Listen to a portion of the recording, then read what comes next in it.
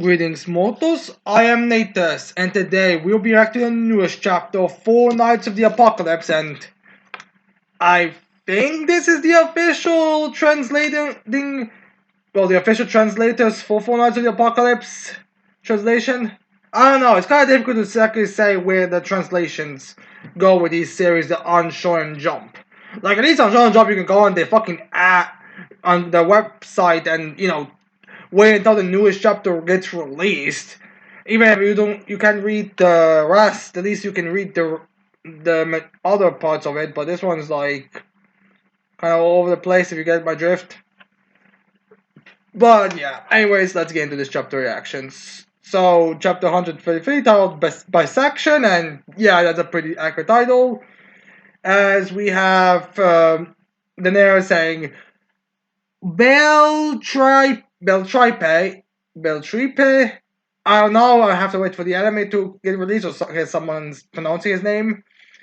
The Green Knight of the Four Evils suddenly appears. How will Annie and Donnie stand up to him? Again, questionable translations. Well, simple answer is no, they won't. Also, we have a little chibi drawing of the two, where we have Donnie doing kind of this, the power where someone has like some kind of gravity or manipulating something ability, and they're kind of using it to fly. As we have Anne using Savan to run, which funny enough actually looks like they're doing it. Donnie seems to be doing faster than Savan is.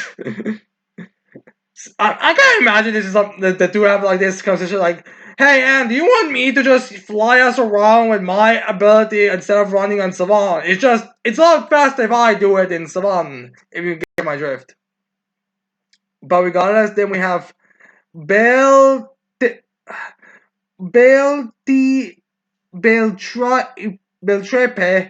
saying,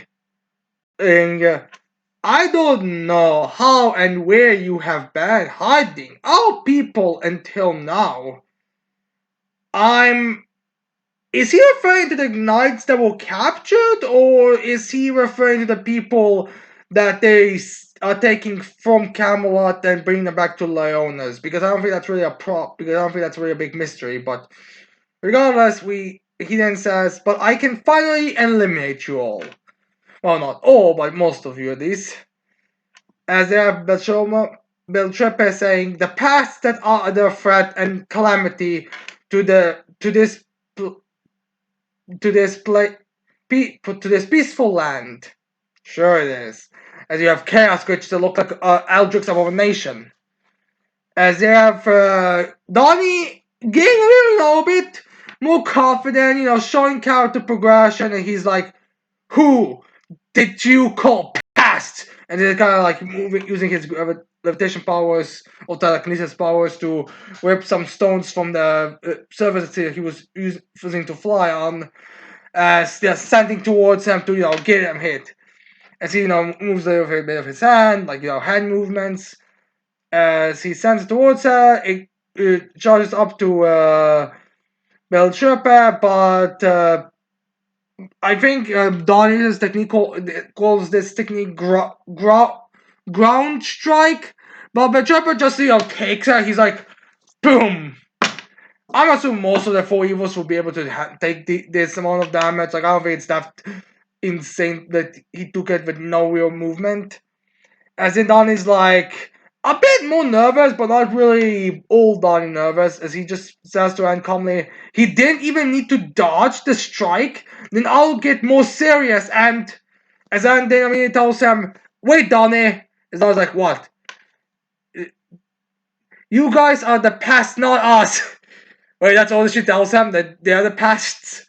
As in, Anne's like, Britannia is in a sore state because of you robbing it of its people. We are only trying to take back what was taken away from us. I guess he's trying to reason with this guy. Which, okay, even if we didn't get the first introduction, okay, I understand there probably are some that you can reason with, like Pelgot could probably be reasoned with. Roseback was probably reasoned with. Probably there are a few other Chaos Knights that should be able to be reasoned with, but what makes you think one of the four evils is gonna be reasoned with? I mean, I'm assuming they at least know about the Camelot's upper echelons. Like, even if they are staying in the shadows, I think you could probably at least surmise there are some elites. I question why don't you know anything about Belcherpe? At least I think they should have gotten that information. As there we have Belcherpe just responding to her with, "You don't understand, do you?" As then we have Belcherpe saying, "People choose to hold on to the happiness with their grasp, rather than clinging to hope that may never come true." As we look at that guy, resembling what exactly this is supposed to mean. Like, he wants to be happy with his sister and not just, hope everything's gonna get better or something. Or maybe his children are not going to have to suffer the same thing. But, I can only hope that much for it. As then Beltrapa says, "You believed in something as vague as hope. That's how you got betrayed." Betrayed? What's he? Is he talking about Percival sacrificing himself or something? No. But Percival killing himself or something? Or is he referring to someone else? Is he referring to Nauseans? I don't know, really. Okay, again, possible translation errors, possible things that happen during the time skip. We cannot tell for certain thing for now, but we will have to wait a bit. And then we have Beltrapa just saying, "Am I wrong?" As then we have Donnie and Anne looking really pissed. So whatever the correct translation is, there is being referred to something. Again, it's either Percival killing himself so he will not suffer, Nauseans going not doing something that he shouldn't have done, or something that's just not translated correctly. Anyways, then we have the ground starting to shake as the little says like, "Wah!" As this guy is just kind of holding her because this is the crisis. As then we have Donnie saying like this shake is from him getting angry as he says, "Sorry, it's going to shake a little bit." As then Donnie uses his power to send the whole fucking thing at Beltrope. I guess he goes for size over safety, which I get, but come on, you have a civilian and a whatever the little girl is. I think you should be a bit more concerned about that guy, but I get you're angry and you're not the most experienced and all that. As then we have Donnie screaming, "Cause we are gonna kick his ass!" Yeah, no. As then we have Anne saying, "We will never give up on hope." As the chopper just takes his sword out that has a bit of a sharp end to it. Like, it's a normal blade, but on one side, but the other side, instead of it being continued, straight, it has little sharp edges to it. The blades that feel like they were designed namely for torture while fighting, getting a part of it stuck on you, slowly removing it kind of situation. Like, clearly just there for torture. In fact, Shad from Shadow Rescue is probably gonna scream about how it's impractical. Honestly, I would really hope that Shad would just do a reaction, would just talk about the armors and weaponry in 7 Sins, because I feel like he would have a field day at shitting on them. I mean, just look at the fucking armors. Like, where the fuck is Beltropa even seeing through here? As Beltropa just says, "Do as you please. Then either way, you will be gone right here." As he gets his magic around his blade. As then we get a double page spread of the classic Japanese style where we have two forces who go for a clash, but then it was so fast that we don't even see the two. But yeah, the two are on the opposite sides from that clash, as if the two didn't just have to have went past each other as they cut. Like, how the hell did you even get past each other without touching it? As then we get that, as then we have Donnie and Anne be like, "Huh? Did he just go past us?" As then we see him slicing through a bit. As then we see Anne would slice a bit from across her chest, torso, the samurai stuff, with her rapier also being cut in half. As like from a place like that, as Don's like, as he gets sweaty, so kind of looks back as he's kind of bleeding a bit. As he looks at what Beltripper did, and he says, "This is a joke, right? He even cleaved the sky." One of those big feats people do.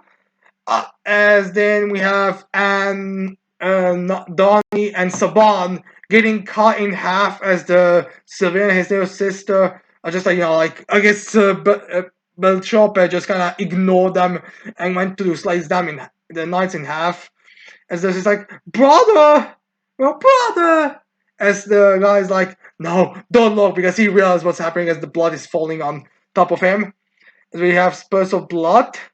As in someone just snaps his fingers and it's all back. As we have Anne and Donnie panicking, but they're normal. They're like, ah! Like they first cut, but now they're fine. As Bajopper just turns around to look at what happened, as the guy's like, well, the unnamed guy, I think, did he have a name or not? I can't remember exactly. Whatever. The civilian's like, how didn't you just die? As in Donnie and Anna like checking around them, as I was like, huh? As like touching in his head, like, huh? I'm pretty sure we got cut in half, right? Right, Anne? As Anne's like, what was that illusion just now? As in we have a voice saying, I know this has got everything to do with Percival, but you are putting a bit too much energy in your Camelot search. Let me go up against one of the top brass. Which again, I know the four evils are a bit debatable on where they scale on power, especially with Nanashi. I personally think the four evils should be stronger than Nanashi because I question on why. I mean, okay, Nanashi was put off command by Mortlock, people, and Mortlock is your average Chaos Knight. I feel like Nanashi should at least be a base standard, or at least somewhere around the levels, or the four evils should be at least somewhat comparable to Nanashi. I might make a poll for it to see what you people think, but yeah, regardless, it's not. But regardless, damn, going up against one of the four evils is a bit of a haste. As then we have Donnie looking around for the one who is stuck to them. He's like, where does this voice come from? As then the person continues with, the worried Meliodas suspected a worst case scenario. Thus, he requested me to bring you support. I'm gonna question how you entered this place, but I guess dolls do not count. As then we have Bertolope be like, I see you are the rumored sin. I've got to tip my hat off to you. You narrowly saved them from my attack. I question if it was really nearly, but whatever. I guess there was reports that one sin entered, so in case anyone was wondering if Bond could enter, I guess it's confirming that he could enter because, well, we have Donnie and look at him as they're both surprised as we see Gopher, as Gopher's like, Cupine! As they're both screaming, Gopher! As he's there. I mean, alright, to be fair, Gopher is not a human, he's a doll, which I kind of feel like he just kind of accidentally would be considered alongside rocks and all that. But yeah, Gopher is also there. So yeah. Or maybe he just sneaked in using his mind powers and, got in the same way how demons, demon prisoners and fairy prisoners and all other clans prisoners get into it. As then we have them both asking, when did you get here? As Gopher just tells them, a while ago, I was performing an illusion technique that makes living beings recognize me as a stone with a 10-mile radius from me. In fooling the enemy, first deceive your friends. So he was basically pretending to be a stone around Donnie and them. Or maybe he was already doing that beforehand. Like, whatever. He was the same people to think that he was a stone. As then we have Donnie just saying to him, are we not that trustworthy? Since, that's kind of like, you're not really trusting them. because he kind of just didn't believe them. As in, Anne looks down and she's probably angry at the fact that she was being deceived by some illusion magic. Again, I'm not surprised that Gopher managed to trick Anne because it's Gopher. If anyone could trick her, Anne, it would be him. As they have Gopher saying, Captain Spheres turned out to be right. As he's looking at Bartolope, I as then Gopher explains her to, if I weren't here, it's a certain that you would have died.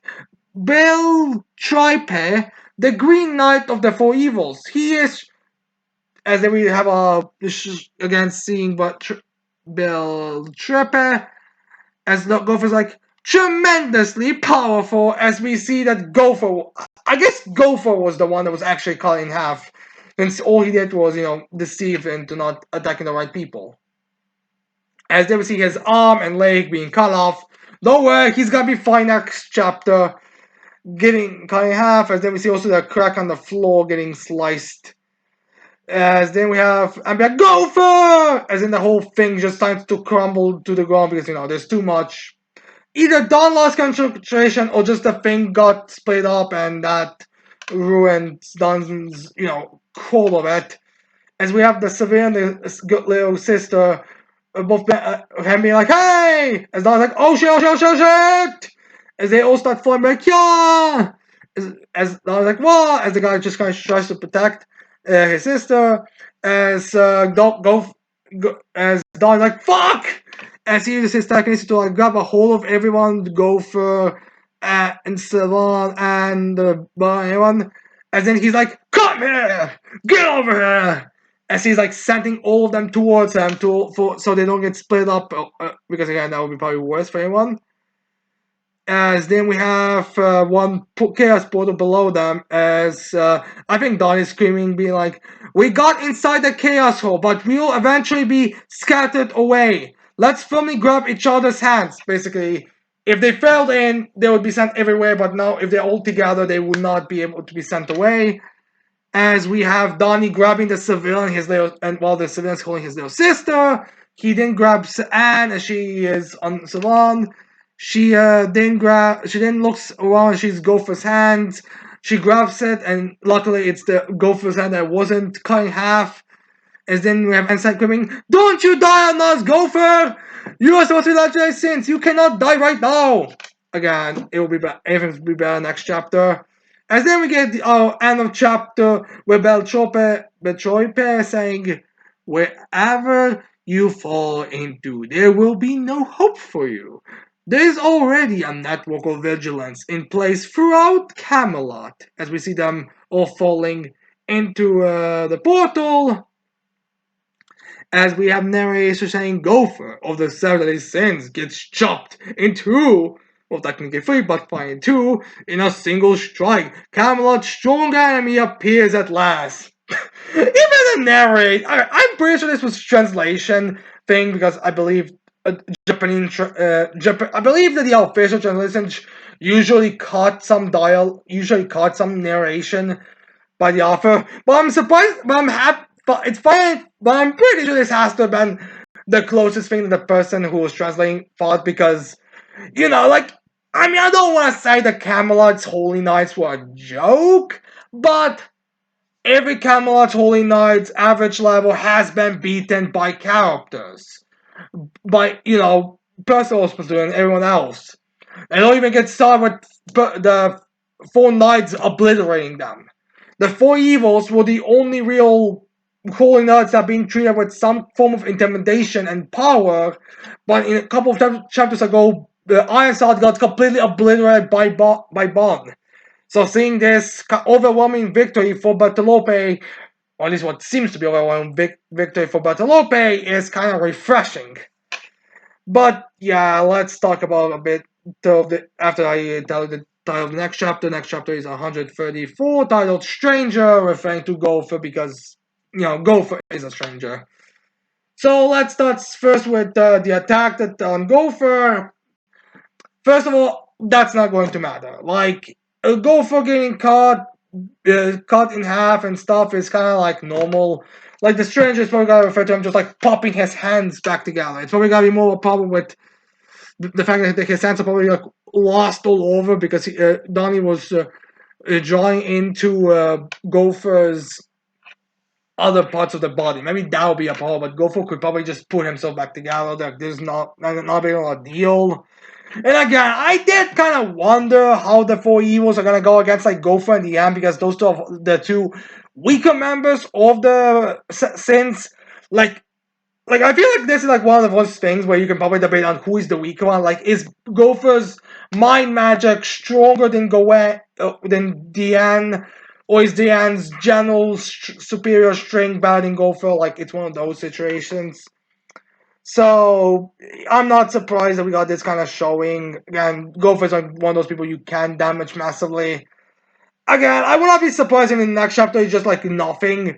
I'm not entirely certain if Bartolope is going to end up getting trapped by some kind of mind magic or something. Because again, remember when Gopher was reintroduced in the series, kind of spoilers for the second core of Four Nights of the Apocalypse. I believe that's the case. I think we're getting like a season 1 is gonna be core 1 and core 2, and I believe core 2. Yeah, core 2 is gonna start with the Artback arc or the Demon Village arc. So like the way how Gopher dealt with Artback was messing with mind, and then when the Dark Talisman showed up, he was messing with with one of their spear throwers' mind, and Gopher didn't really attack. So I would not be surprised if Gopher put Bartolope, like while Bartolope may have caught him, but Gopher put some kind of like mind magic on him to like keep him unable to directly follow or something. Like, I would not be surprised if Bartolope is like, I guess I should probably follow as well. Probably like, I'm surprised I was able to deal with one of the 7 cents so easily. I can't believe the odds was having such a trouble with Bond. Like, he probably follow, but then he realized he's kind of like a mental loop where he can't escape.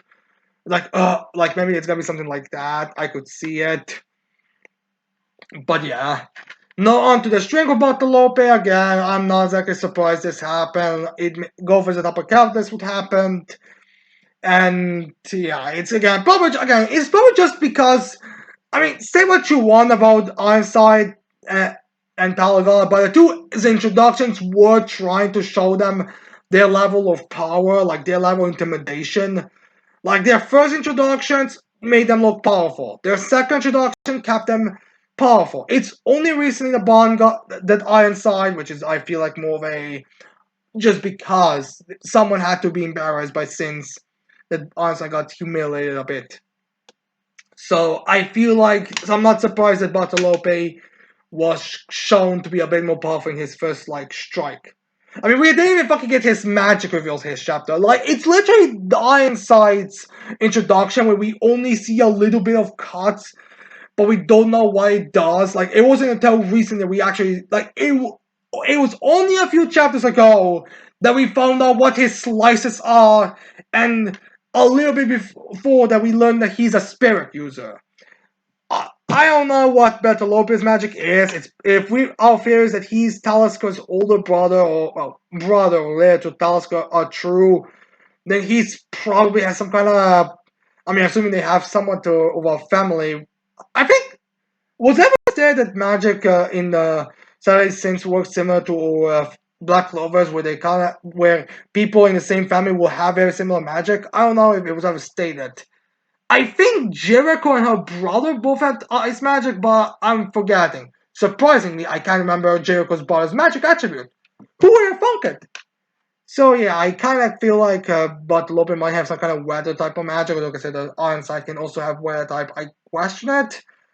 But yeah, and maybe also Alberto Lopez might be the strongest of the four evils. Again, it's difficult to say. Like, we don't even know one of the four evils' color for crying out loud, so it's kind of difficult to say. But regardless, we'll see what's going on later. Again, I imagine that Goldfish is gonna be able to put us back together easily. Maybe it's gonna be a bit more of a chapter introduction to Gopher next chapter, with Beto Lopez getting some kind of some kind of side effect of going up against Gopher. I'm assuming, seeing the next chapter. Probably also which are gonna be the Chaos Knights are gonna be an issue for Donnie and Anne before they can like get their bearings together, kind of deal. But whatever. Anyways, I hope you like this chapter reaction. I hope you leave your thoughts on this chapter in the comments below. Don't forget to leave a like, subscribe to this channel for more videos in the future. And with that said, I cannot wait to see all of your mortals next time. Goodbye.